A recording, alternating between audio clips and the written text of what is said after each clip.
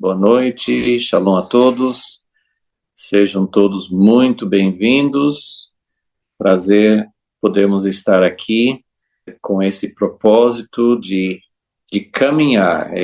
Nós não estamos dizendo nem que nós já estamos no alvo, nós estamos indo rumo ao novo homem, estamos caminhando juntos, estamos aprendendo nessas reuniões cada vez mais o que é o novo homem, porque muitas vezes nós achamos que já sabemos o que é na teoria, mas tem muita coisa que o Senhor vem revelando, a gente vem entendendo mais as implicações, entendendo mais a visão, mas não é só o entendimento. Andar rumo ao novo homem também significa caminhar, se envolver, fazer parte, contribuir. Claro que nós, humanamente falando, dentro das nossas capacidades, nós não temos nenhum potencial de gerar esse novo homem, foi gerado por Jesus na cruz, e todo o poder de destruir as paredes de separação, de trazer a verdadeira unidade, a reconciliação, vem também do Espírito Santo, mas ele deseja o nosso envolvimento, ele deseja a nossa participação ativa. Então, essas reuniões têm pelo menos esses dois propósitos, né, de entender mais o que é o novo homem e também de nos envolver, de nos tornar participantes. Uma das coisas que Deus tem enfatizado nas últimas semanas, mas faz parte do propósito original do TJC2 e do propósito original do plano de Deus de redenção, é a reconciliação. Esse é um dos grandes objetivos que Deus tem dado para nós no TJC2.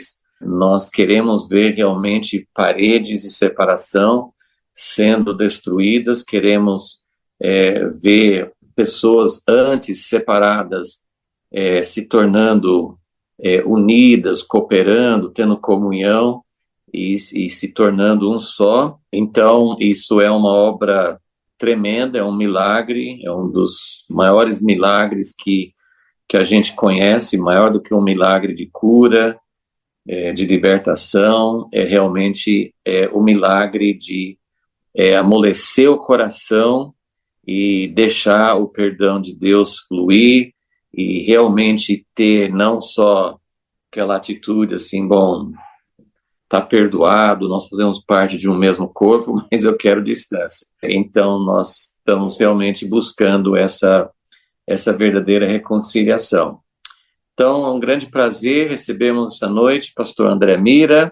Deus realmente enviou, isso não tenho dúvida nenhuma, que Deus tem dado, Deus dá recursos, principalmente recursos humanos, pessoas com dons, com chamamentos, com disposição, são dádivas, né? Efésios 4 fala que essas pessoas são dádivas para a igreja, né? E dádivas para um determinado ministério. Ele tem várias outras frentes de ministério, mas ele tem sentido chamado por Deus para participar com essa missão do TJC2. Ele vai falar um pouco mais sobre isso, mas realmente é um grande prazer, pastor André, estar junto com você desse pouco tempo que nós pudemos caminhar juntos e acreditamos, sem dúvida alguma, que Deus tem muita coisa preparada, que Deus está abrindo novos horizontes, e nesses poucos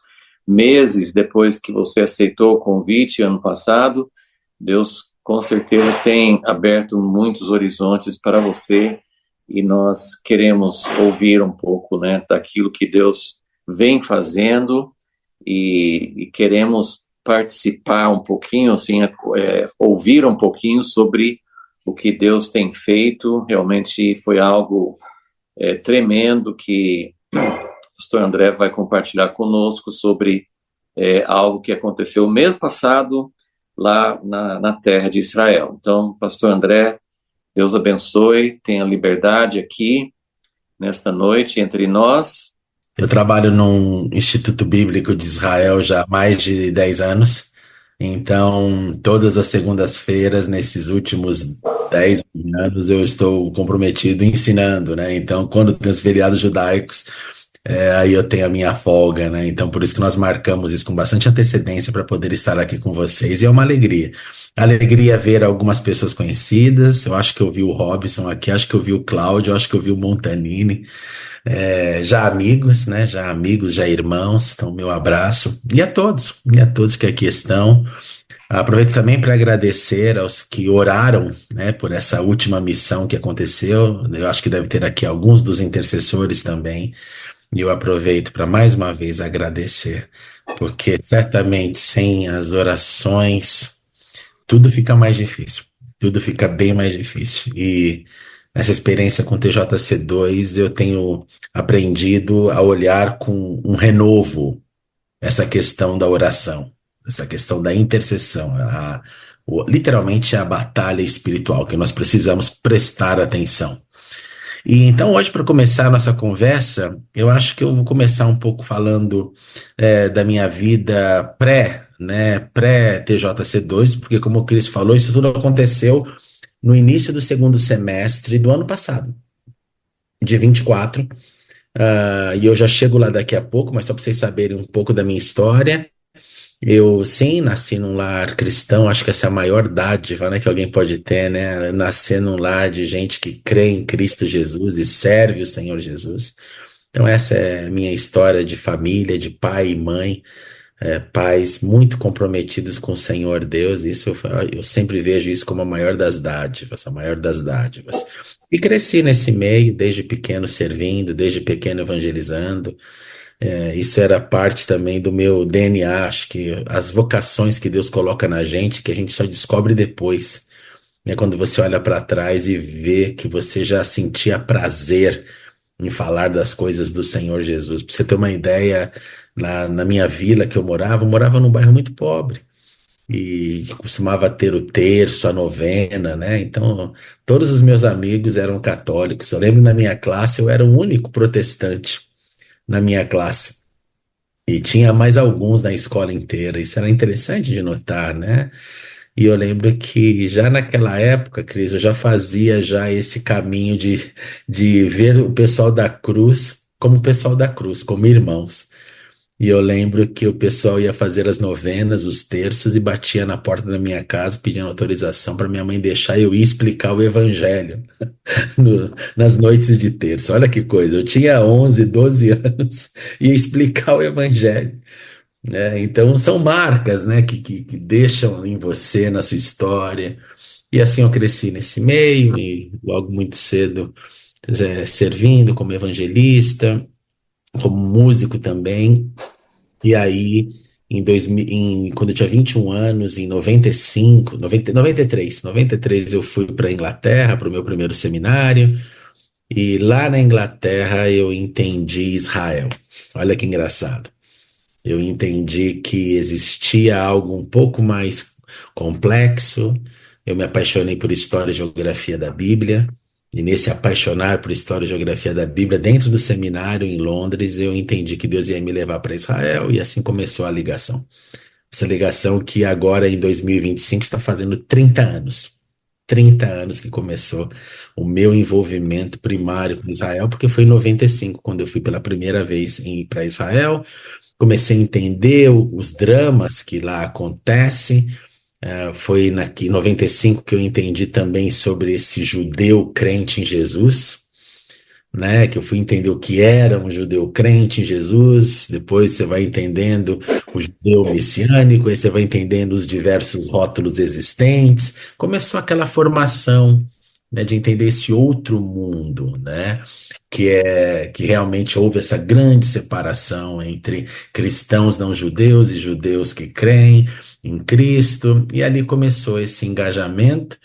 Então, eu trabalhei como voluntário, eu morei em kibbutz, eu morei em Moshav, fui estudando, aperfeiçoando essas áreas do conhecimento, em paralelo isso com o ministério pastoral, né, onde continuo já Então, no Ministério Integral, eu completo esse ano 36 anos de Ministério Integral, então uma longa jornada. E atualmente, para finalizar essa parte, nos últimos 10 anos, eu estou pastoreando de volta em São Paulo, a Igreja Batista em Perdizes. E ali eu sou pastor presidente da igreja, uma comunidade de fé muito agradável, que eu amo demais estar lá e ver tudo que Deus está fazendo naquela comunidade de fé.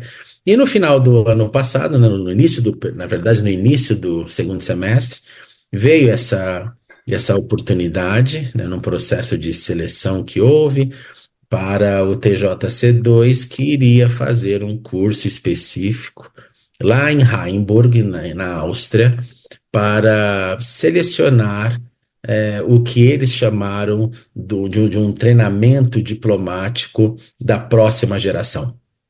Os fundadores do TJC2 enxergam eles mesmos, os fundadores, como a geração de Abraão. A geração de Abraão. E essa geração de Abraão, os fundadores já passaram dos seus 70 anos, então eles discerniram que deveriam começar um processo de treinamento para as próximas gerações, e essa próxima geração é o que eles chamaram, obviamente, seguindo aí os avot, né, os patriarcas, a geração de Isaac. A geração de Isaac, que alguns deles mesmos, é interessante notar isso, alguns deles, né, do time principal, dos fundadores, creem que ainda eles vão estar vivos para ver o segundo concílio de Jerusalém. Outros não são tão otimistas, falam, acho que não, acho que a minha geração não vai ver, acho que vai ser na geração de Isaac, mas é claro que todo mundo na torcida para que isso aconteça, né, isso é fato.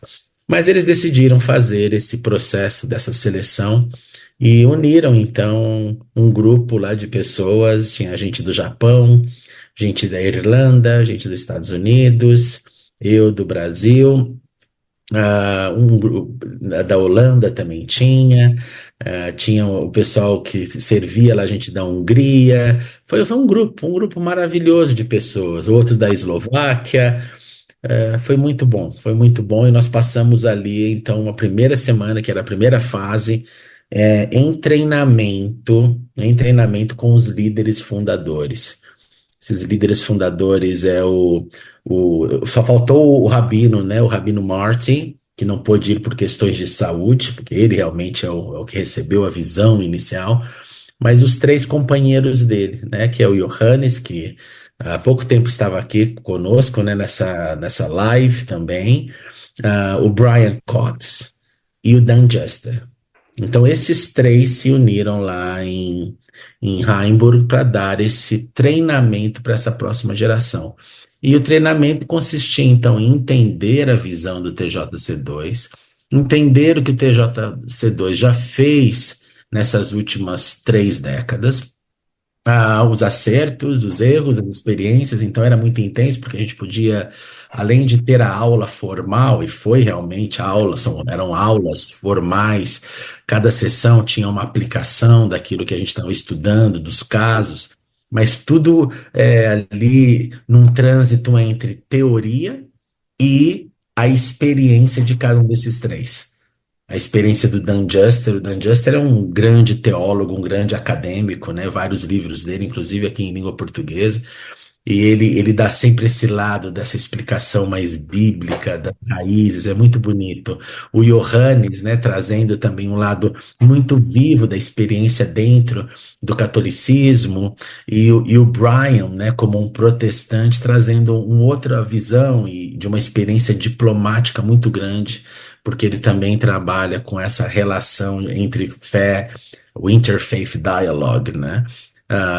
Em muitos países desse globo, ele tem uma experiência assim que é impressionante, é realmente impressionante a quantidade de países, de grupos étnicos que ele já teve assim, intervenções para trazer reconciliação através da fé, que é um outro braço do ministério dele. Então ele transita nesses dois ministérios. Então a gente ficou ali nessa semana, e entre as aulas era conversa, era um coffee break, ouvindo, ia almoçar junto, voltava junto. Gente, foi muito estimulante. E tendo acabado essa primeira fase, Ah, tinha gente também, obviamente, de Israel nesse grupo, né? Tinha também judeus messiânicos nesse grupo. Acabando essa fase, a segunda fase foi a fase do que eles já preveram quando eles nos chamaram, falando: olha, a segunda fase vai ser a fase do treinamento prático, do treinamento de você acompanhar um dos seniors, né? E, obviamente, a convite deles, não era a gente que decidia, eu vou acompanhar esse ou aquele, não.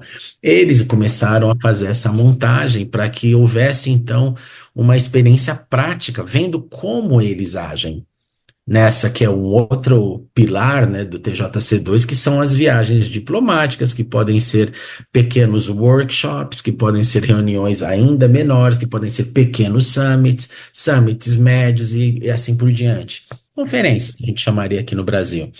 E aí eu fui convidado para seguir com o grupo nessa segunda fase do treinamento, a parte prática, com o responsável lá pela área de Israel.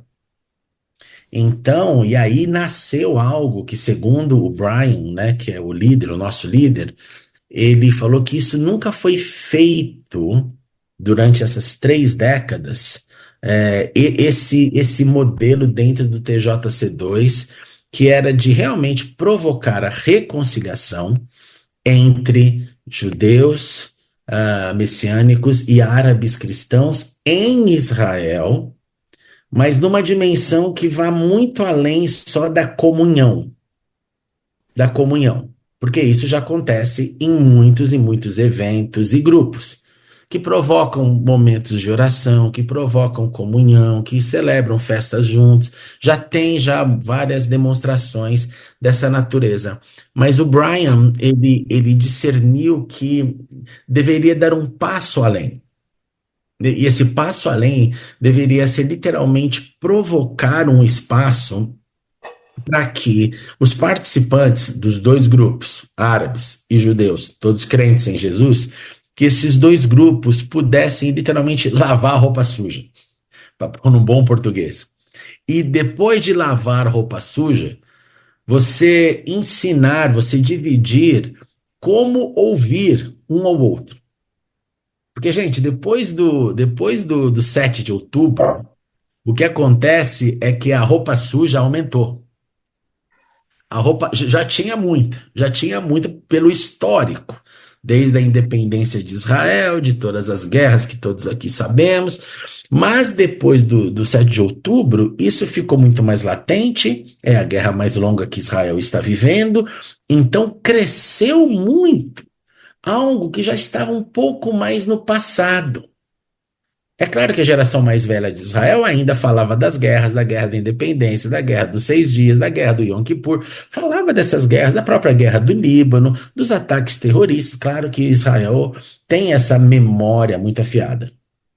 Mas quando estava meio que assim, cessando, assim, é porque vai passando de geração em geração, então você não sente mais aquele ardor de todas as lembranças, no sentido assim, está doendo agora. Não, é uma dor, é uma cicatriz, uma morte, um terror, um conflito, é sempre causa dor, causa cicatriz, isso é fato.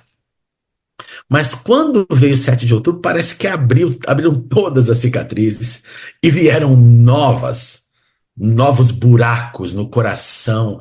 E isso resultou o quê? Com o passar desses meses e agora anos, né? Você tem uma ferida muito, muito exposta. Então, assim, a juventude que falava assim: ah, o meu pai combateu na guerra, ah, o meu avô estava na guerra, agora ela fala: não, eu estou na guerra. Eu estou na guerra. Ah, o meu filho agora está na guerra. Ah, eu perdi o meu filho, eu perdi o meu marido, eu perdi o meu pai, porque ele é um reservista e foi chamado, já tinha servido há 20 anos, mas voltou e foi morto. Então, todas as gerações foram ali afetadas, né? O filho, o adulto, o idoso, no sentido dos reservistas, né? Porque muitos, inclusive, que já nem precisava voltar, voltaram. Não precisava literalmente por questão de idade, eu quero dizer. Porque existe, obviamente, um corte ali. Não, mas teve muita gente que, não, eu não quero ficar em casa. Eu quero ir, eu quero ajudar meu país. Então, abriu aí muitas e muitas feridas E aí o Brian percebeu que assim, olha, se a gente não dá espaço para tratar, para eles tratarem essas feridas, exporem essas feridas, começando, claro, do histórico do passado, mas chegando no 7 de outubro. E o depois do 7 de outubro, porque continua, né? Com os sequestrados, continua com a dor, continua com os conflitos, continua com as sirenes, continua com os ataques, continua com tudo como a gente está acompanhando na mídia. E um adicional terrível que todos nós também temos visto, que é o aumento do antissemitismo numa proporção absurda de números assim de novo dentro das universidades, né? Seja na Europa, seja na América, seja no Canadá, seja na Austrália, seja no Reino Unido, seja na África, em qualquer lugar, ele teve um crescimento muito grande do antissemitismo. Então, a ideia era, colocando essas pessoas juntas, eles se sentissem com um espaço para falar das suas dores. E quando um grupo fala da sua dor, o outro grupo, ele tem que aprender a ouvir essa dor e ele tem que aprender a interpretar a dor. Então, uma das primeiras etapas desse nosso processo, então, de reconciliação, era dar o microfone para alguém falar, mas treinar todo mundo como ouvir. Então, qual foi o setting? Qual foi o ambiente disso? Nós fizemos esse workshop, então, éramos 4 pessoas, líderes. Esses 4 líderes, eles eram dirigidos pelo Brian, como um dos fundadores, 2 israelenses e eu. Esse era o nosso grupo. E ali nós estávamos diante de judeus messiânicos e árabes cristãos, que obviamente eu não posso mencionar nem número nem nenhuma outra informação por proteção, por segurança. Mas nesse contexto, a gente podia dar ali para eles a condição de: olha, você vai falar agora representando a sua dor. Nós montamos palestras, nós montamos intervenções, nós montamos exercícios práticos para que aquilo que a gente deu a palestra pudesse ser literalmente incorporada num exercício, para durante o exercício as pessoas pudessem refletir naquilo, no conteúdo que ela ouviu, aplicada para a realidade dela, e aplicada para a realidade dela que virasse material de discussão. E eu que fui escolhido no grupo para fazer essa intermediação das discussões entre os 2 grupos. E é muito interessante, gente, que assim, falar da dor não é difícil, além de sentir a dor. Você sente a dor, mas você sabe falar. Se eu perguntar para você um momento triste que se viveu da sua vida, você vai saber falar do momento triste. Você pode ir às lágrimas, você pode chorar, ter memórias negativas, mas você vai conseguir explicar a sua dor. Mas quando alguém ouve sobre a sua dor, e eu estou começando da generalização para a gente partir para o evento lá. Quando alguém ouve a sua dor, nem sempre, preste atenção nisso, nem sempre a pessoa está interpretando corretamente a dor que você viveu. Por quê? Porque a pessoa pode ter alguns filtros, alguns mecanismos de defesa. E esses mecanismos de defesa podem também ser mecanismos que se tornam ataques diante da dor. Então, deixa eu dar um exemplo bem trivial. Você já reparou, às vezes, como pessoas veem, assim, por exemplo, um abusador, seja ele de mulher, de crianças, um estuprador, crimes que doem qualquer pessoa que olha. Às vezes, é comum você ouvir uma pessoa dizendo assim: ah, mas agora ele vai ver, ele vai ser preso e vão pegar ele na cadeia. Isso é uma fala muito comum aqui no nosso Brasil. Não, agora não vão deixar essa pessoa viver, ele vai pagar lá na cadeia, vai apanhar, vai ser estuprado, vai ser isso, vai ser aquilo. Porque a narrativa que é ouvida daquele crime, ele passa por esse nosso julgamento e essa nossa vontade de retaliação, né? E aí você já projeta essa agressividade retaliatória àquele crime cometido. Então, é mais ou menos isso que acontece quando você não é treinado para ouvir. ouvir entendendo que assim, ó, existe aqui uma narrativa, existe uma individualização daquele problema, existe uma dor, a dor de A não é a dor de B, que não é a dor de C, cada um sente uma dor de maneira diferente, seja ela qual for a dor. Então, no conflito árabe-Israel, vamos pensar assim, essas dores às vezes têm a ver com um lado dizendo assim, não, mas foi um ato de justiça que a gente entrou lá e matou 10. O outro vai falar assim, não, não, não, porque era o meu tio que morreu e ele era uma pessoa que zelava pela unidade entre os povos. Dá para entender o nível de conflito? O outro fala assim: não, olha, aquela pessoa ali merecia realmente morrer porque fez muita maldade, era um terrorista. Então, mas aquele terrorista era marido de uma mulher que não tinha nada a ver com isso, que sofria debaixo dessa situação. Então você tem assim muitos engajamentos do que é um ser humano, do que é a sua família, do que é o seu parentesco, com um que vai estar em Gaza e o outro vai estar em Jenin, no território, o outro vai estar entrando na zona de conflito. Cada um tem uma história. E depois do 7 de outubro, como eu disse, essas histórias aumentaram no seu repertório. Então, no nosso workshop de reconciliação, voltando para a cena do local, nós estávamos dentro da Cidade Velha, isso aconteceu dentro da Cidade Velha de Jerusalém, né? O comprometimento de todos foi que ficassem lá 3 dias, para que houvesse tempo de crise, dor e cura. E cura. Se fosse um período muito pequeno, as pessoas voltariam para casa e já, ok, foi legal, foi inspirador, mas acaba. Não, a gente realmente entendeu que tinha que dormir, que tinha que acordar, que tinha que dormir, que tinha que acordar, sabe? Que tinha que compartilhar refeições juntas, momentos de louvor juntos.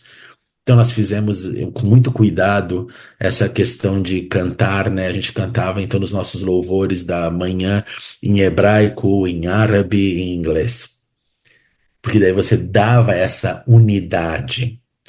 A gente tinha o cuidado de literalmente falar Yeshua e falar Yeshua em árabe, para deixar todo mundo se sentindo assim parte desta família, deste novo homem.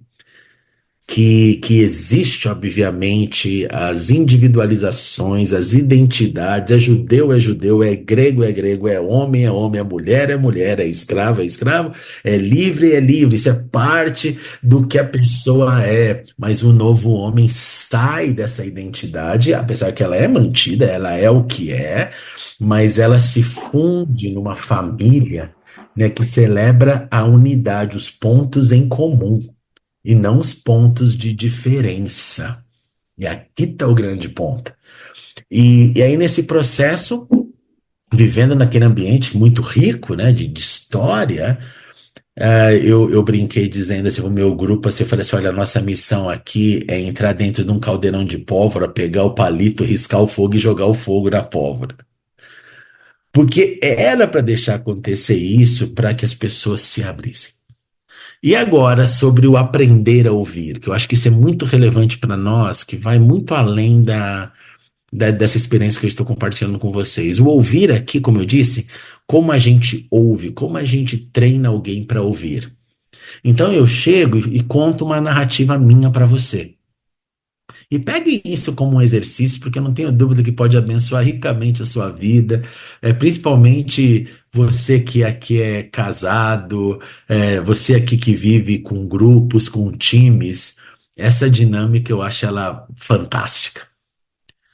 Se você quiser saber se alguém está realmente ouvindo o que você está sentindo, se você quiser realmente ter certeza que alguém ouviu no sentido de escutou, internalizou, prestou atenção e entendeu, porque o prestar atenção é assim, não, eu entendi o que você falou. Se a gente para nesse nível do eu entendi o que você falou e fica mudo, um resultado prático disso nem sempre revela que você realmente entendeu, que você ouviu. Então, qual princípio nós adotamos nesse workshop de reconciliação? Eu conto uma história para o Chris. Chris, a história é essa, é uma história de dor, foi assim.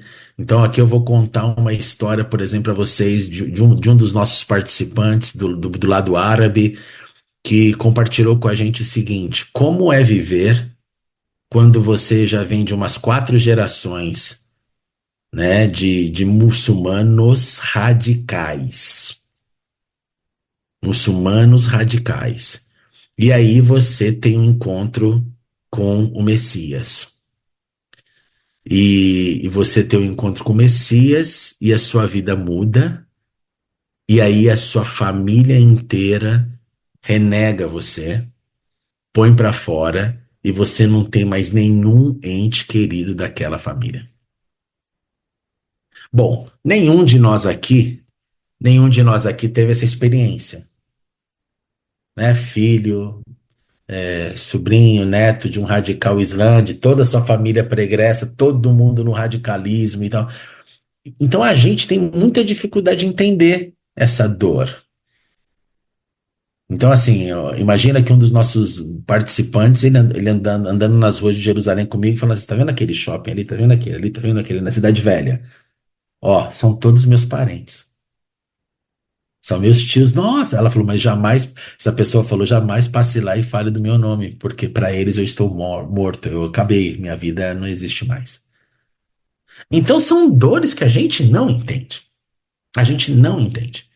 Então, para eu tentar entender o que essa pessoa carrega, eu tenho que tentar explicar em palavras sentimentos que eu acho que, ouvindo a pessoa compartilhar a sua dor, eu repito as palavras da dor para que a pessoa fale assim. Primeira hipótese, primeira possibilidade. Não, você não entendeu o que eu disse. Você não entendeu. Ah, você falou que é difícil, tal. Não, mas esse seu difícil está muito genérico. Eu estou te dizendo que é você viver num mundo sem nenhum parente, sendo que a família é grande. Dá para entender? Então, peraí, o que significa o difícil que você interpreta? É o sentimento de isolamento, o sentimento de não pertencer, o sentimento de não comemorar mais nenhum bendito aniversário, festa, sabe? A vida, celebrar a vida. Não, não tem mais nada disso, não tem mais nada disso. Então você está agora totalmente isolado ali e todos os teus familiares estão falando mal de você e está nascendo o sobrinho. E os sobrinhos já estão nascendo e já estão aprendendo que ó, não existe aquela pessoa. Só que daí você encontra com a pessoa na rua e vê que ela está lá com um carrinho de bebê. Você fala, nasceu mais um e eu não posso ter contato.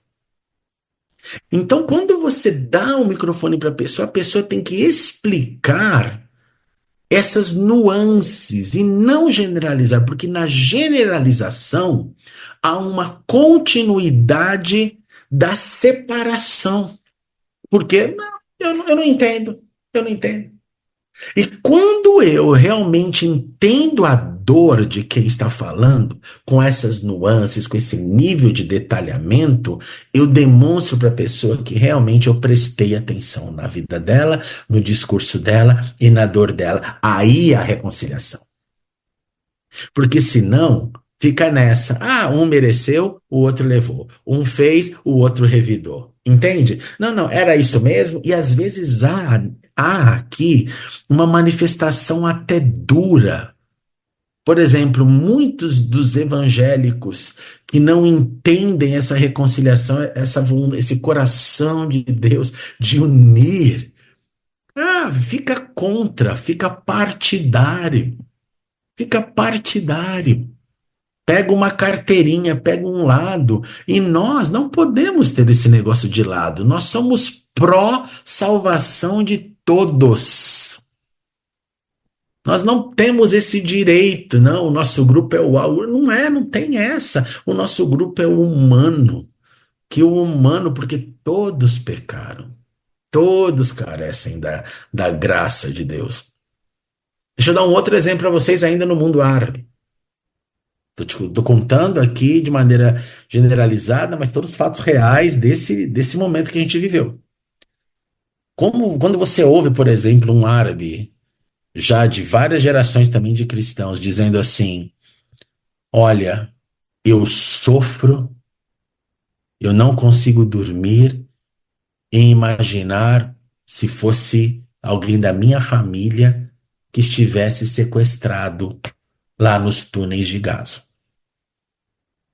Gente, qualquer um de nós, né? Não dá nem para imaginar, né? A dor.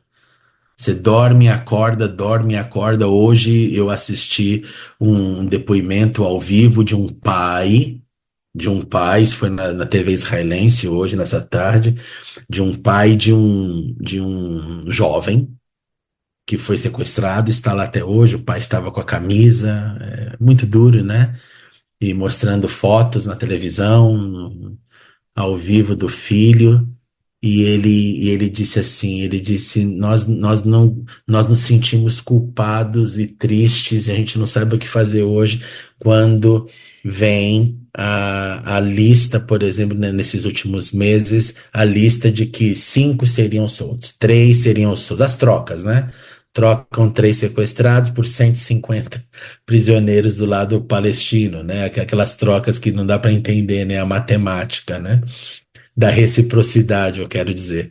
E aí eles disseram assim para a gente, cada vez que é um número limitado, nós, os pais, nós, as famílias, porque eles têm grupos, né? Grupos de apoio, um para ajudar o outro. Nós ficamos arrasados, a gente não sabe nem como reagir. Primeiro, quando você descobre que não é o seu filho, não é o seu marido, não é sua esposa, não é alguém da sua família. Aí você já fica arrasado. Segundo, você fica arrasado porque você vê depois no reencontro a pessoa celebrando e você. Olha que sinceridade, gente. Assim, televisão nacional hoje à tarde em Israel. Eu vejo a família celebrando e eu quero celebrar porque a família está feliz. Mas eu fico arrasado porque o meu filho está lá ainda e eu não sei como ele está. Eu não sei nem se ele está vivo. Olha que situação, gente. É uma dor muito única, muito exclusiva do momento, cenário, conflito geopolítico, história e toda a espiritualidade que a gente conhece. Então, quando você ouve um relato desse, você para pensar na dor desse pai e para entender a dor desse pai, para conectar-se com ele, eu preciso, às vezes, como eu estou tentando fazer aqui, teorizar a dor dele em palavras e até que ele olhe para mim e fale assim: é isso mesmo, você entendeu o que eu estou dizendo. Aí há um engajamento. Então, voltando para o meu exemplo, quando eu ouvi um dos participantes do lado árabe dizendo: eu sofro com os sequestrados porque eu fico imaginando se fosse alguém da minha família, vírgula, e eu sofro quando também os meus familiares acabam sendo mortos numa explosão, que não foi para eles porque eles não são terroristas, eles não são terroristas. Mas eles morreram também nas explosões e nos ataques, porque toda guerra, todo conflito tem as suas mortes colaterais. Isso não tem como, gente. É ridículo falar que morreu. Não existe guerra que não morre inocente. Essa é a desgraça da guerra. Essa é a desgraça da guerra. Então, ali nós provocamos muito isso, de deixar um grupo falar e o outro falar. Interprete agora o que ela disse. E aí volta para quem contou a dor e fala: ele acertou, ele entendeu realmente o que você disse. E às vezes, na verdade, muitas, não foi isso que eu disse. Porque existia algum filtro, existia alguma ausência de detalhe que não conectavam as almas. As almas. Porque os dois lados têm histórias de sofrimento. Então, por isso que eu usei meu exemplo. A gente está aqui, eu falo para o meu grupo, a gente está aqui para pegar o fósforo, agora você entende, nem jogar na pólvora, porque vai queimar, vai explodir. E aí a gente esperando o mover do Senhor. E o mais lindo foi que aí o mover do Senhor começou a acontecer. Aí o Espírito de Deus começou a se mover e as pessoas, aí as histórias primeiro eram as básicas, né? A generalizada do sofrimento, do ataque, eram muito assim no plano superficial. E daqui a pouco começou a ficar bem a minha, o meu avô, o meu pai, o que nós passamos, o que eu passo, a minha comunidade, a minha escassez de trabalho, a minha forma de sobreviver. E aí começa a entrar no eu. E foi lindo você ver que o Espírito Santo ali movendo corações e gerando, gente. Essa foi uma das partes mais lindas que a gente tremeu mesmo. Confiança um no outro. Confiança um no outro.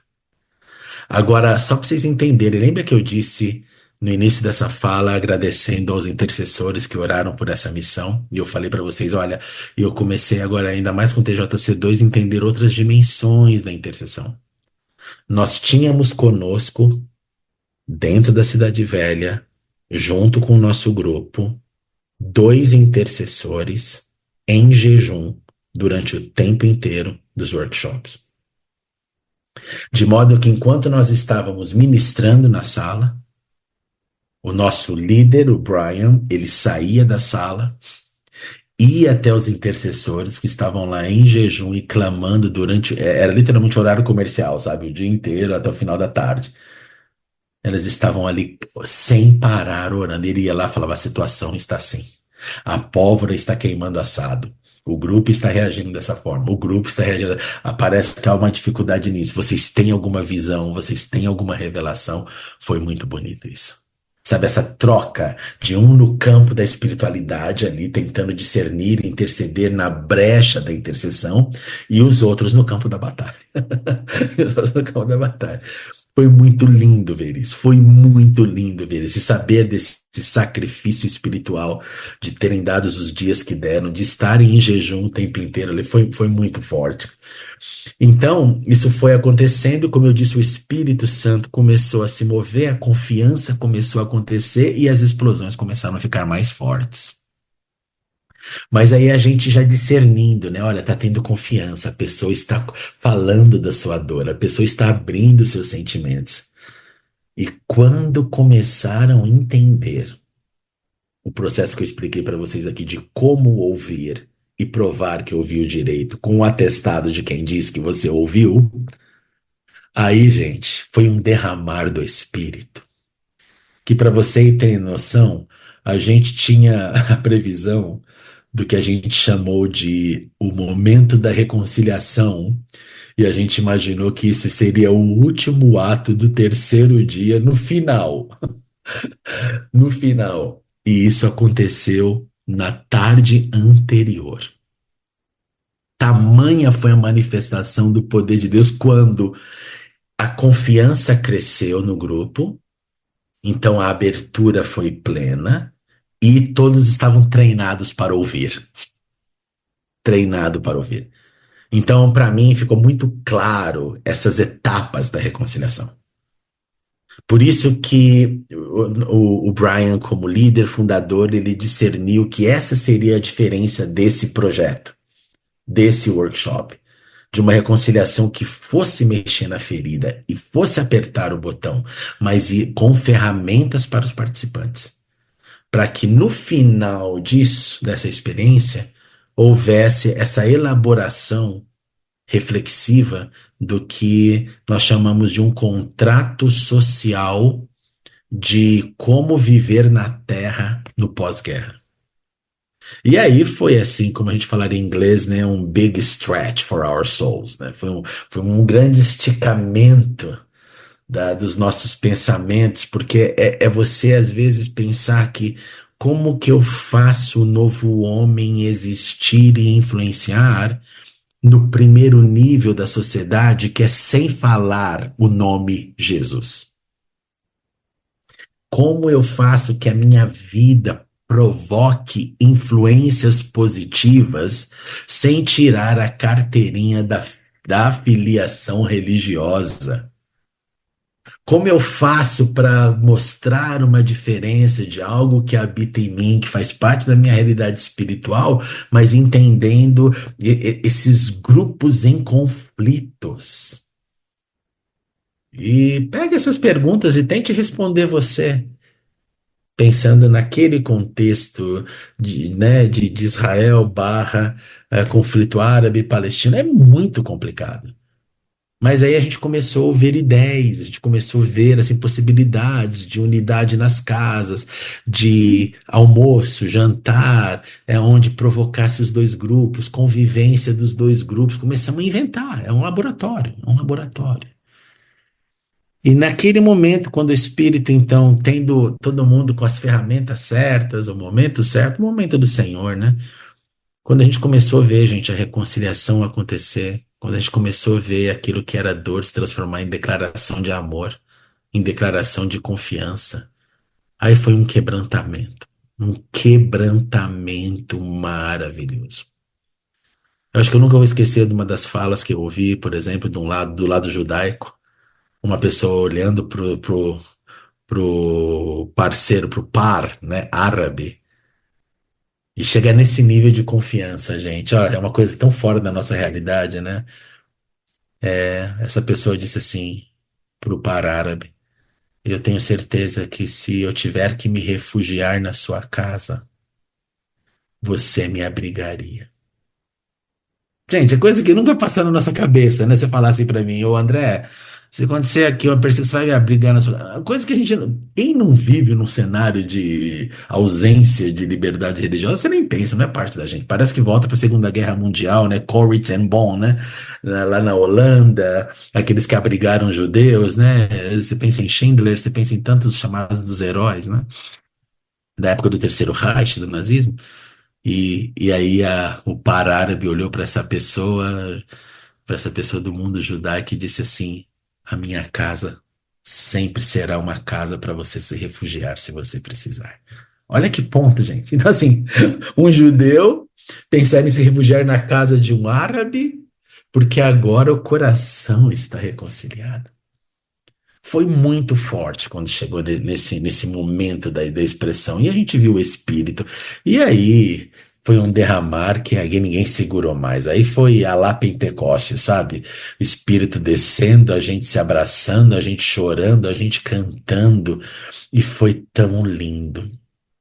Porque você sabe que, para mim, uma uma das provas da manifestação de Deus para mim é quando a pessoa para de ser estátua grega e começa a louvar como criança.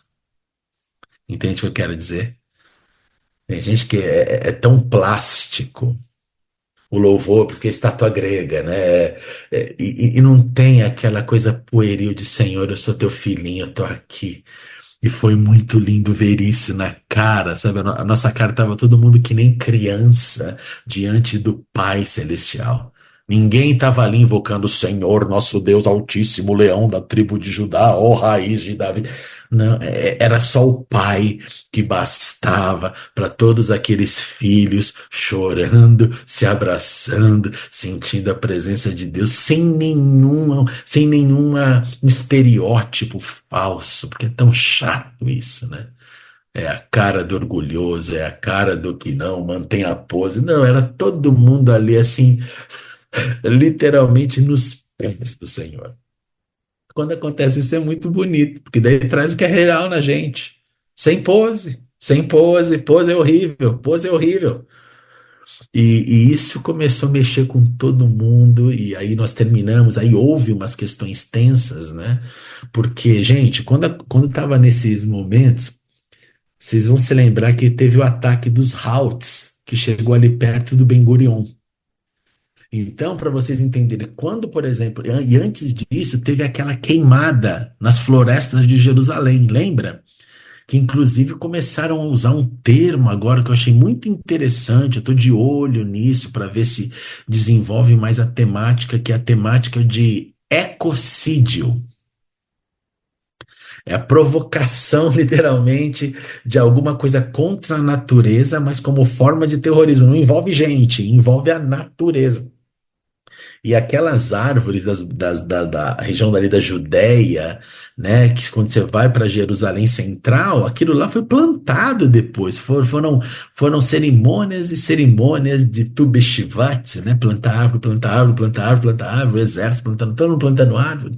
Então, tava um negócio tenso, para você ter uma ideia. Quando eu cheguei em Israel, estava na oração para a estrada abrir, para eu conseguir chegar de Tel Aviv para Jerusalém. Abriu. Abriu, consegui entrar, porque como eu disse, o meu grupo, os dois eram israelenses, moravam em Jerusalém, eu era o de fora. E o nosso líder já estava lá algumas semanas, né, resolvendo situações do TJC2. E na hora de sair, nesse momento espiritualíssimo que eu estou dizendo para vocês, tava eu e o líder no desespero de como a gente vai voltar para casa, porque cancelaram todos os nossos voos. E aí a gente teve que fazer um plano B. Teve que fazer um plano B, onde o nosso líder até saiu antes do horário, eu concluí toda essa parte final do workshop, porque ele tinha que sair e teve que arrumar aqueles contatos de última hora, sabe? Ele teve que ir até a fronteira da Jordânia, atravessar a fronteira, algum carro pegar ele lá, pegar um voo na Jordânia. Eu também fui totalmente abandonado pela Alitalia, que agora é Ita Airways, né? Lá não me deram um voo, não me deram nada e me deram previsão. Ó, você fica mais 15 dias no país que você vai ter o voo. Eu falei, gente, pelo amor de Deus, eu tenho que ir embora para casa. Não tinha nem condições de estar lá. Minha família, meu ministério local, né? Não tinha como. Então foi bem tenso, sabe, esse momento final para sair do país. Eu tive 3 voos cancelados, aí eu tive que, para resumir a história, no final eu consegui com uma empresa israelense, né, a Israel, eu consegui comprar um voo até Roma, para de Roma conseguir pegar meu voo que já havia mudado para chegar em São Paulo. E no final, mais uma vez, o santo Deus operou milagres e eu consegui pegar o avião. Descobri que a empresa tinha mentido, falando que não tinha voo. Quando eu chego na Itália, tá lá a tela, voo para São Paulo. Falei, como vocês são maravilhosos. Aí você vê que realmente é toda uma questão política que também envolve nessa área, né? Não é, é segurança. Não, não, não. Vai muito além disso. Vai muito além disso. Quando você vê na realidade, ao vivo e a cores, você vê que tem um viés político mesmo, de uma retaliação a Israel. Isso não é novidade, né? Os boicotes já mostram isso, tudo já mostra isso. Mas o final foi que Deus me deu ainda a graça já que eu tive o cancelamento, eu tive que fazer o plano B, né, gente? Eu tive que me virar. E no plano B, eu consegui armar um churrasco. Não precisa convencer as pessoas que churrasco brasileiro é gostoso, né? Isso já tem uma fama, todo mundo sabe dessa história, né? E eu consegui armar um churrasco entre judeus e árabes, para nesse churrasco as famílias dos participantes se conhecerem.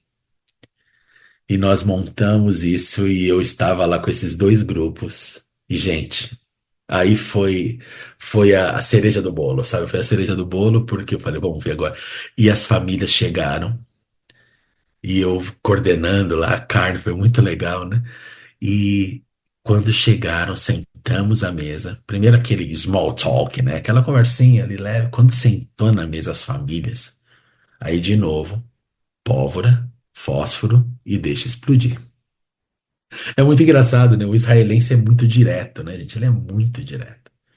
Então você fala assim: eu sou um palestino que crê em Cristo. Que história é essa de palestino? Para com essa história. Qual que é a origem exatamente dessa Palestina? Assim, o pau já começa, gente, assim, em 3 segundos de conversa. E aí nós tivemos que, ali de novo, intermediar para fazer a história short, pequena. Essa história terminou todo mundo cantando em árabe e em hebraico, todo mundo chorando, todo mundo dividindo a casa. Os filhos, já adultos, né? Indo mostrar a casa, vem conhecer minha casa, já dizendo: a minha casa está aberta, a relação vai continuar. Quando nós vamos cantar de novo? Quando nós vamos fazer uma reunião juntos? Quando nossas famílias vão se conhecer? Quando? Olha os móveis que eu tenho. Gente, aquela cena do céu, que aonde a ONU com o Two-State Solution, solução dos 2 estados, e todas as outras possíveis soluções que já armaram fracassam. Eu acho que a gente tem que agora, de maneira muito ousada, dizer assim: por que não Jesus, né? Por que não Jesus? Vocês faliram em tudo, meu. Vocês faliram em tudo, nada dá certo. Então, por que não Jesus? Que realmente nesse princípio desse novo homem, mantendo as identidades, ninguém vira judeu e ninguém vira árabe. Árabe é árabe, judeu é judeu. Assim como gentil é gentil e judeu é judeu. Cada um no seu quadrado, mas unificados nessa oliveira que frutifica a mesma azeitona. E não um é azeitona e o outro é romã. Apesar que ambos são gostosos. Mas não, a árvore continua oliveira. A árvore continua oliveira. E eu pude ver isso acontecer, e isso me deu uma profunda alegria. Vi uma outra manifestação agora de um projeto de unir famílias através de esportes, né? Beisebol. E também já tem agora alguma coisa acontecendo, e agora nós vamos continuar minando essas situações para que esses workshops se expandam, para que esse grupo inicial comece essa relação de partilhar vida e família, para que a gente vá criando esses modelos, esses padrões, porque o que a gente reparou é que isso choca profundamente os dois lados. Quando eles vêm num pleno momento de guerra, famílias judias e árabes dividindo refeição, se abraçando, chorando, cantando junto e deixando seus filhos brincarem. Quando eu vi as crianças dessas duas famílias brincando, assistindo televisão, nossa, meu coração ficou muito, sabe? Assim, é a esperança, né? De que haja. É claro que a gente tem que ter noção e maturidade, né? A gente sabe que essa paz é só com a vinda do Senhor. Mas se alguns pequenos universos familiares se encontrarem com essa paz, nós teremos cumprido a nossa missão. É lógico que eu não imagino a gente conseguir ser um absurdo teológico, né? E tudo vai ficar em paz e vai acabar o antissemitismo. Não, não, não, não. O mundo jaz no maligno. Quem resolve esse problema aí é o Sar Shalom, é o príncipe da paz. Ninguém mais resolve esse negócio.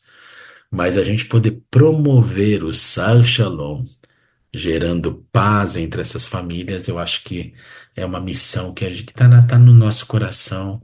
E para mim, por causa de todo o meu passado, eu me sinto muito honrado e muito feliz de o Senhor ter me chamado para essa obra que eu quero realmente dedicar o restante dos meus anos de vida e ministério e tudo que eu faço em paralelo a isso.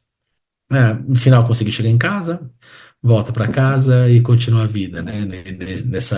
Nesse balanço de pratos, né? Como pastor, como pai, como professor e aguardando a próxima aventura, né? Próxima aventura que deve acontecer já no próximo outubro, se Deus permitir. Shalom, boa noite. Boa noite. Por aqui o irmão Edmilson. Pastor André Mirra. Mira, Fui, Mira, mira. fui muito tocado com essa nova didática do Espírito Santo. É, Aprendi hoje bastante e nunca tinha visto com essas lentes, né? O poder que o Espírito Santo tem de trabalhar em corações, unindo povos com culturas diferentes e muitas vezes um povo aguerrido, através do poder de ouvir, né? Mas teve uma parte que me chamou bastante atenção quando o irmão falou do prestar atenção. E eu até fiz um comentário através do chat que prestar atenção na dor do outro não deve ser prestar por prestar, tipo mera formalidade, mas que esse prestar deve estar carregado com o peso do amor de Cristo Jesus. Somente assim judeus e árabes entenderão essa verdade. Aquele que recebeu mais luz da palavra tem o poder de tocar no outro, através do ouvir, do ouvir, do ouvir e do ouvir. E o Espírito Santo completa a obra do ouvir.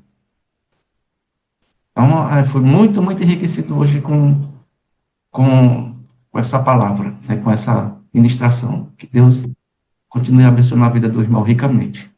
Amém, meu irmão. Amém. Muito obrigado pelo seu comentário, pelo encorajamento. Você sabe, Edmilson, quando eu tentei aqui trazer essa relação com a gente praticar isso, é porque, assim, como eu citei, né, aos casados, aos que estão dentro de times, de ministérios, isso é um santo exercício que a gente pode praticar e praticando, a gente perceber realmente quando a gente ouve, quando a gente não ouve, quando a gente entendeu e quando a gente não entendeu. E sempre vai ser, independente do contexto e de quem são os pivôs, de uma conversa, de uma tentativa de reconciliação, uma tentativa de entendimento da dor do outro, da minha dor, do que eu sinto, do que eu fiz, do que eu reagi, do que eu sofri.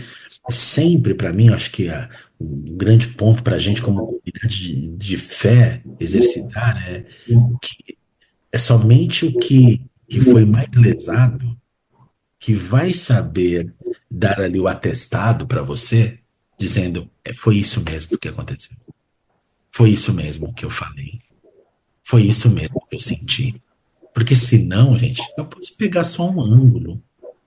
E nesse pegar só um ângulo, a gente não se conecta. E não se conectando, a reconciliação fica mais distante. Mas nos conectando a esse respeito que fala, chegamos no denominador comum.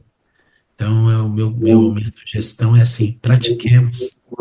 Pratiquemos em casa, na vida, na congregação, no trabalho, pratiquemos. Uma curiosidade, Pastor André, essas pessoas já se conheciam antes desse contato ou eram pessoas estranhas? E a outra pergunta, assim, você acha que seria mais difícil se fossem já conhecidas e já tivesse assim, porque na verdade, então, a dor era a dor de duas realidades diferentes, de duas situações diferentes nesse conflito, mas eles não tinham, vamos dizer assim, uma mágoa específica com o outro, né? Exatamente, que eles eram pessoas estranhas, elas não se conheciam, então não tinha nada específico do A com o B, do C com o D. Não, não. As dores eram das dores referentes das representações dos dois povos, então da narrativa genérica dos dois povos, adicionando aquilo que depois tinha história do passado, das guerras anteriores, mas muito inflado, muito inflamado pelo pós-7 de outubro. Né? Então, para um pai dizer assim: caramba, meu filho pegou uma hérnia, vamos falar do lado judaico agora, meu filho foi operado de uma hérnia agora, de tantos corpos que ele teve que carregar porque ele foi convocado como reservista para estar em Gaza. E cada vez que meu filho vai para Gaza agora, eu fico sem dormir, eu e minha esposa. Então é a dor do assim, o filho fala: pai, na semana que vem eu vou. Inclusive, quando a gente estava lá nesse churrasco, ele veio me abraçar, eu fui lá abençoar ele falou assim: semana que vem eu volto. Gente, se olhar isso na cara da pessoa, eu já pensei comigo, né? Ele vai e eu não sei agora se eu vejo esse cara de novo. Porque é realidade. Então, se eu ouvir um pai falando assim dessa realidade pro estranho, pro outro, é o que ele está vivendo agora também como parte do dia a dia dessa dor. Então não tinha nenhum entre os participantes conflito entre eles, porque eles não se conheciam. Então eram conflitos ou históricos, como no caso de a pessoa que perdeu todas as famílias que eram radicais islâmicos, ou daquele que o filho vai para Gaza, ou daquilo que aconteceu com um parente que vivia em uma outra realidade. Então, eram todas dores individuais, muito além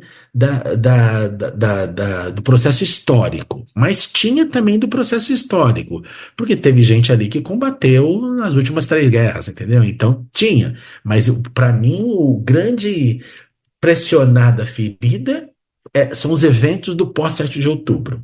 Que daí houve essa polarização mais forte porque tá vivo, né? Não acabou, né? Não acabou, como eu disse, o filho tá indo lá, então a bomba ainda tá atacando, a sirene ainda tá tocando e tudo que você já sabe. Então, eu fico imaginando se houvesse, assim, esticando a sua pergunta, né? Se eles fossem conhecidos. Por exemplo, se eles já tivessem participado de reuniões como aquelas outras que eu mencionei, que já houveram, reuniões de oração, cultos, celebrações, né? Como seria? E eu sinceramente, Cris, eu não acho que teriam grandes problemas também, porque quando você dá um microfone para a pessoa falar e você está garantindo para ela, é claro que a gente não explicou tudo isso antes, né? Isso aconteceu só na hora. Mas quando você sabe que a gente vai também ter uma intervenção para que ela seja escutada, Isso já quebra, sabe, as barreiras, assim, de que, ninguém me escuta, ninguém me ouve, ninguém me entende. Não, a gente vai aqui brigar para entender. Então, eu acho que mesmo que se um próximo grupo houver pessoas conhecidas, eu acho que esse processo de usar essas ferramentas, ele acaba, sabe, minimizando os efeitos colaterais de trava e tudo mais, porque a pessoa se sente honrada, eu pude falar, eu pude ser escutado e realmente entender o que eu disse. O que cada um vai fazer com isso, esse controle a gente não tem, né? É cada vida.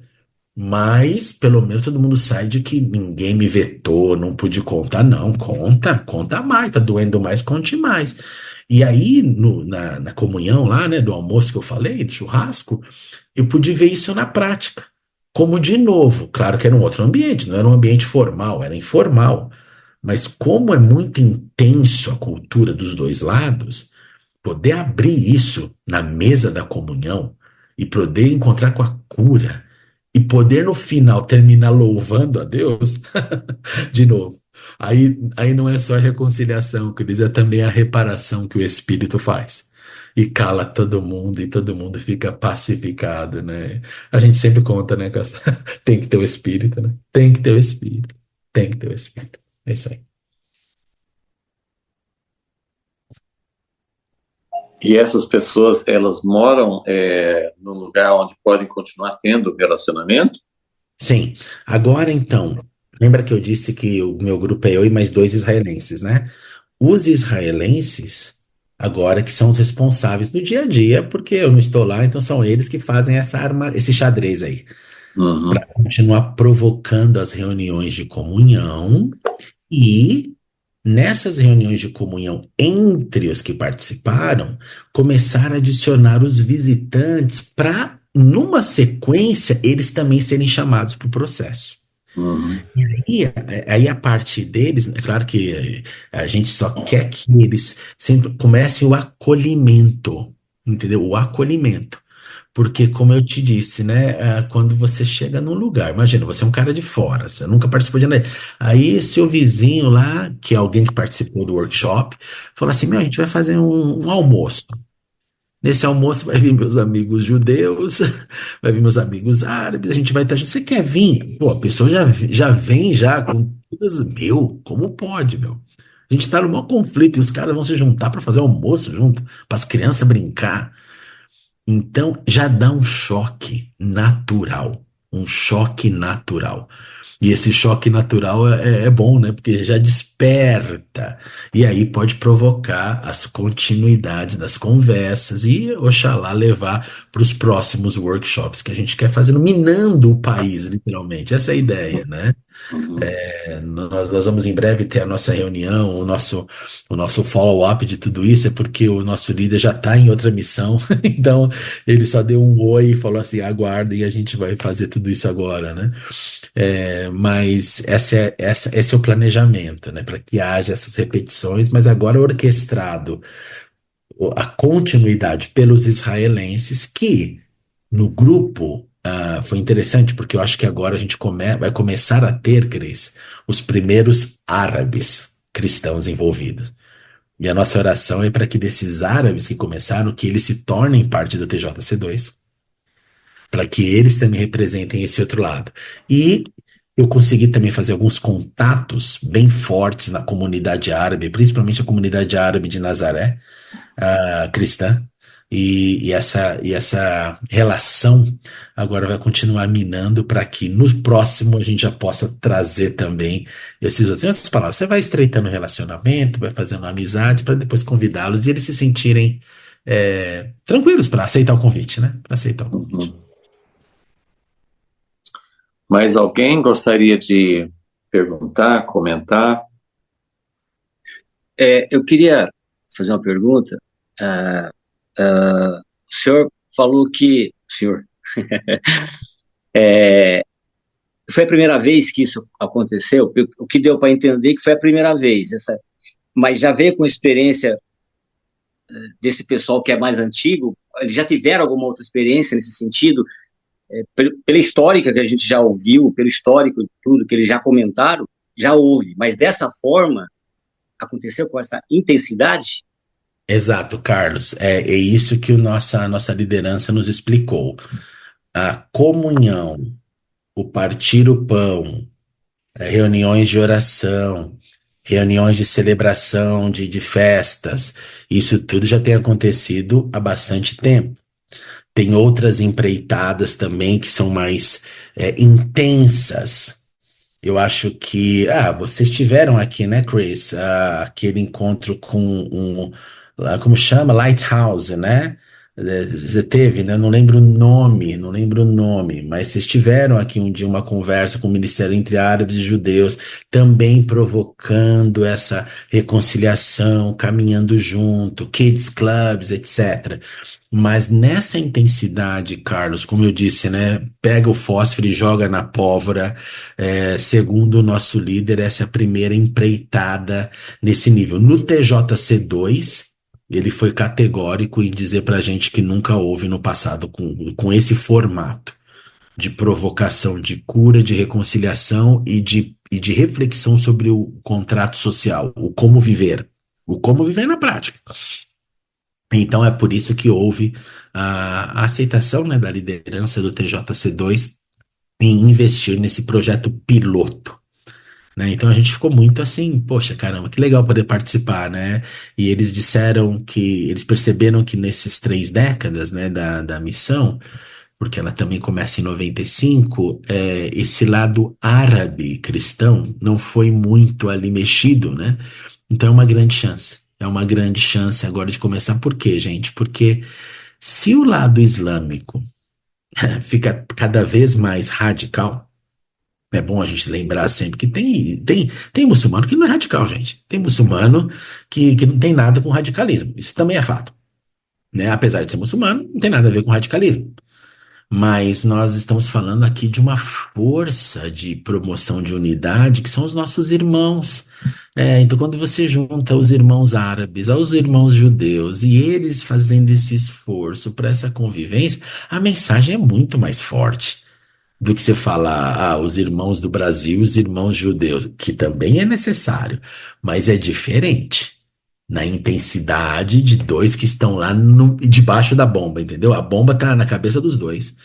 Então, se eles começam a provocar que eles estão encontrando um caminho de convivência, quão forte é isso, gente?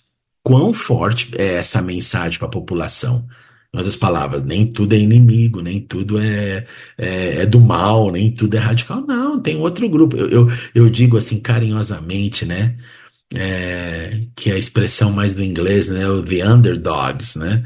Seria a gente dizer assim que os vira-latas, né? Os sem pedigrees, os marginalizados. Porque, gente, ser judeu messiânico em Israel é muito difícil. Ser árabe cristão em Israel também é muito difícil. O judeu messiânico sofre pressão do judaísmo ortodoxo. O árabe cristão sofre pressão do mundo islâmico. Então são dois grupos marginalizados sofrendo perseguições e de repente esses dois se unem pelo amor de Cristo neles, por serem novos homens, novas mulheres em Cristo. Quer mensagem mais forte que essa? Então, assim, pra gente do time, né, a geração Isaac, né, para completar o tema, fiquei muito feliz porque eu falei, que bom poder participar disso, desse momento, para o TJC2 expandir de maneira mais criteriosa, porque envolve, né, gente, tem um nível de detalhamento maior você lidar com esse público, né, com esse público, ambos semitas, né, mas é diferente, é diferente. Obrigado, Carlos. Pastor Mira, é, depois vocês têm esse projeto piloto, mas já tem uma convivência entre árabes e judeus que congregam juntos, né, que adoram a Cristo, né, juntos. Há reconciliação nesse meio, onde já há esse trabalho, porque já ouvimos outros irmãos aqui de Israel, né, que eles falam desses projetos. Há essa reconciliação no meio deles? Essa reconciliação específica nesse modelo que a gente fez, me parece que não. Mas, como você bem disse, sim, já há representantes dos dois grupos conseguindo a caminhada juntos. A nossa inquietação foi assim: o que que resulta simplesmente o caminhar juntos se a gente não abrir o coração? E a resposta é assim: eu posso ter um monte de coisa contra você, você um monte de coisa contra mim, a gente nunca trata bem essa ferida e a gente finge que não vê, né? E a gente joga pra baixo do tapete e vai seguindo a vida. E se é uma coisa triste que pode acontecer num relacionamento, é você jogar pra baixo do tapete, né? Parece que uma É hora a como, sujeira vem. Uma hora a sujeira com- vem, né? como nós vivemos, né, no dia a dia, em meio à religiosidade. Exatamente. Então, esse projeto piloto, então, é para atingir essas feridas, trazer essas feridas para fora e curá-las Exatamente. no É todo. Então, Exatamente. E provocar como resultado, que a gente chamou de maneira técnica, o contrato social, que nada mais é o que como a gente agora segue na nossa comunhão. Como a certo. gente agora segue para que essa comunhão gere uma influência no país, na minha vila, na minha história, nos que vão ouvir sobre isso. O que essas crianças estão jogando beisebol juntos? O que estão comendo juntos? O que eles estão chorando junto? O que eles creem em Jesus? Gente, dá um parafuso na cabeça. Porque pro lado ortodoxo eles falam assim: esse judeu virou cristão, o que não é o fato. Esse judeu é um judeu que crê em Jesus.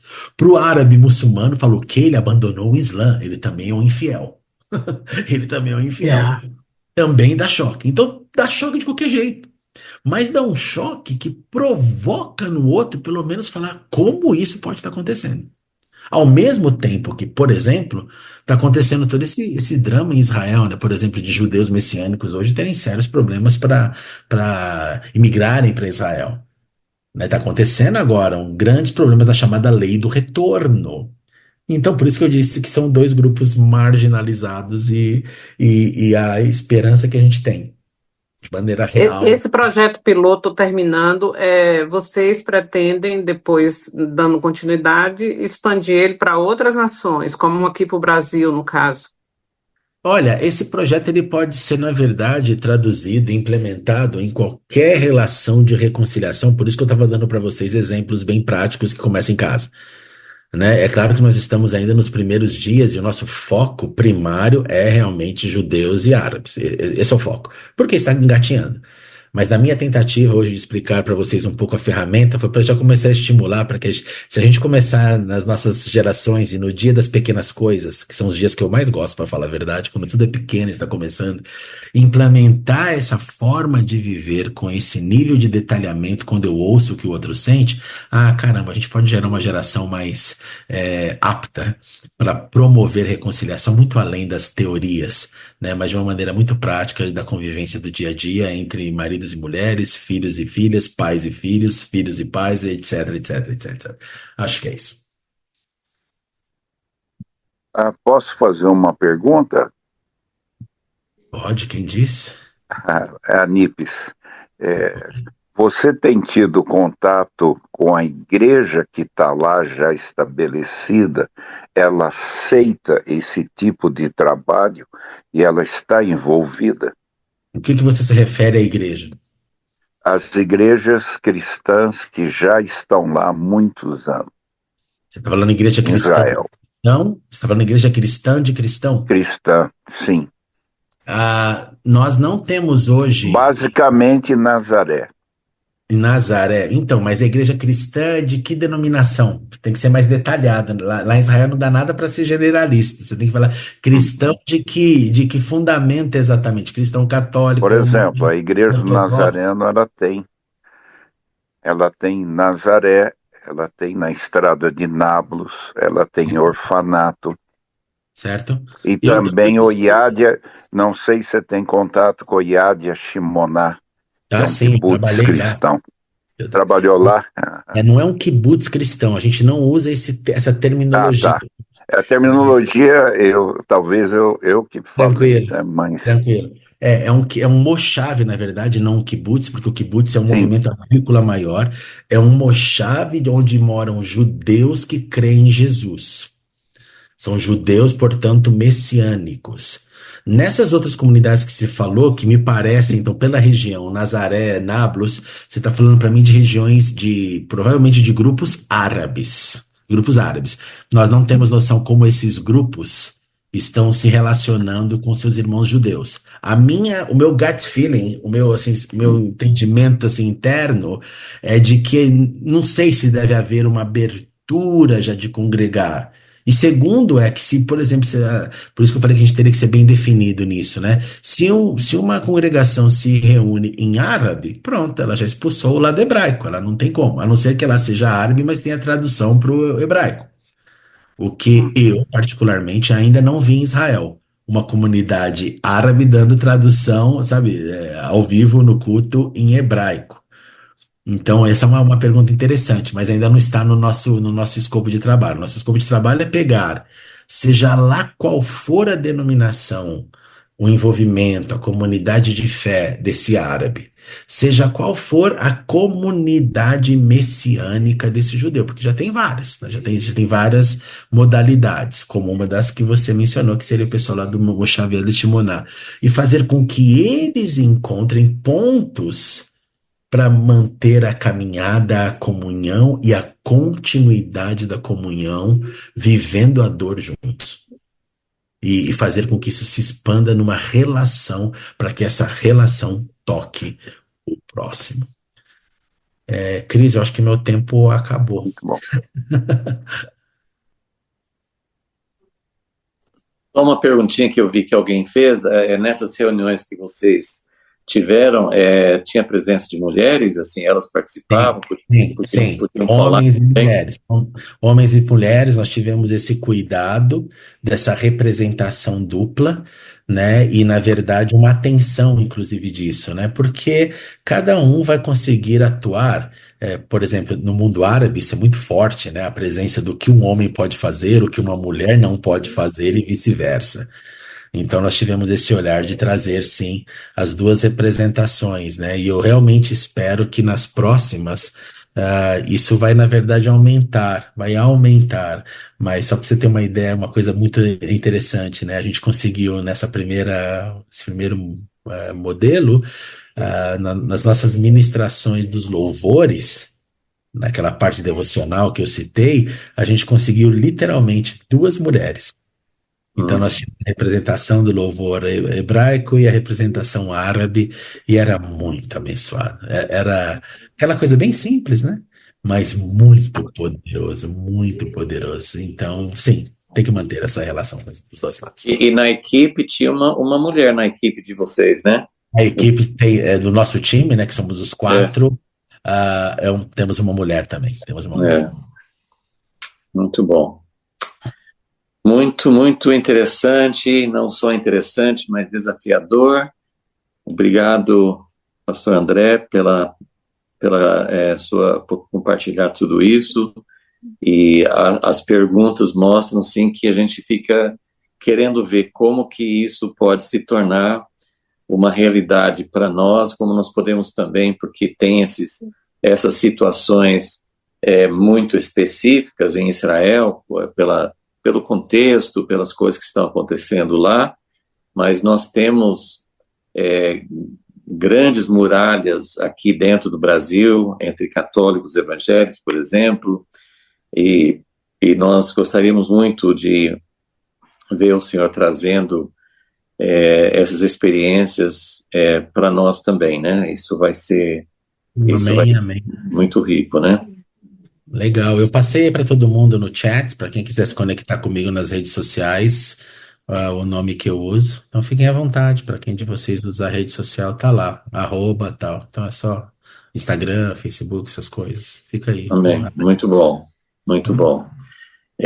Eu gostaria de pedir, eu não tenho uma pessoa específica em vista, mas eu gostaria que alguém orasse pelo pastor André, pelo trabalho, pelo chamamento, porque eu creio que isso é algo que vai abrindo bastante, vai ter muitos desafios, e não é fácil, isso é uma batalha mesmo, né? E tem muita oposição a isso. Então, se alguém pudesse realmente levantar uma oração em favor dele agora, e vamos também lembrar não só agora, mas de continuar orando por ele, né? Amém. Pastor André, muito obrigado. Muito precioso tudo que foi compartilhado. Vamos orar, então. Senhor, muito obrigado. Te agradecemos pela vida do pastor André, por esse testemunho de algo sobrenatural, de algo realmente assim que marca e toca profundamente o nosso coração, algo que é inimaginável realmente, humanamente falando, né? Tocar e tão profundo em corações divididos, em corações feridos, em corações que estão em dois lados, né, opostos, e mesmo dentro de um corpo, né, que é o corpo de Cristo, o corpo do Messias, dos judeus messiânicos, da Igreja Cristã Árabe, e agora falando também de famílias à mesa, em comunhão. Então, muito obrigado. Da forma que o Senhor usou, da forma que o Senhor levou e trouxe em segurança ao pastor André.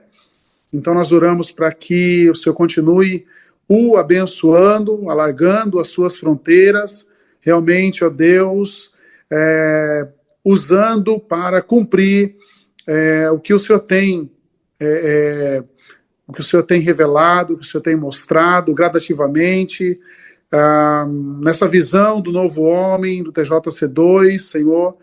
Eu oro para que também no seu ministério como pastor, na igreja, ele continue sendo esse pastor apacentando as suas ovelhas como pai, esposo e como irmão também, ó Deus, que ele continue realmente, o Senhor continue o abençoando, Pai. Quanto à unção que quebra e despedaça todo o jugo, quanto à paz que excede todo o entendimento, guardando os seus pensamentos, os seus sentimentos, a mente e obediência de Jesus Cristo, guardando, protegendo, livrando, suprindo, provendo em tudo, Senhor, a sua casa, a sua despensa, o seu lar, a sua família. Em nome de Jesus, ó Deus, nós o abençoamos, assim também como todos os demais irmãos que participaram ali, que foram instrumentos do Senhor, ó Deus, para a reconciliação ali dos nossos irmãos, árabes e judeus. Somos gratos ao Senhor pelo TJC2, por essa visão do novo homem, e que realmente, Senhor, o Senhor continue nos mostrando o que o Senhor, ó Deus, está fazendo em nome de Jesus. Amém. Eu estou, em paralelo com tudo isso que está acontecendo com o TJC2, eu estou na PUC São Paulo, no mestrado, fazendo uma pesquisa sobre o crescimento dos judeus messiânicos em Israel nas últimas 3 décadas. E esse foi um projeto que veio no meu coração e Deus abriu as portas. Então, eu peço que vocês orem para que Deus me dê sabedoria para conciliar tudo, a vida, mais a pesquisa. Mas esse vai ser um trabalho importante, porque é um trabalho, né, numa universidade, né, secular, católica, mas que vai dar esse dado para a gente entender o que tem acontecido nas últimas 3 décadas do crescimento real.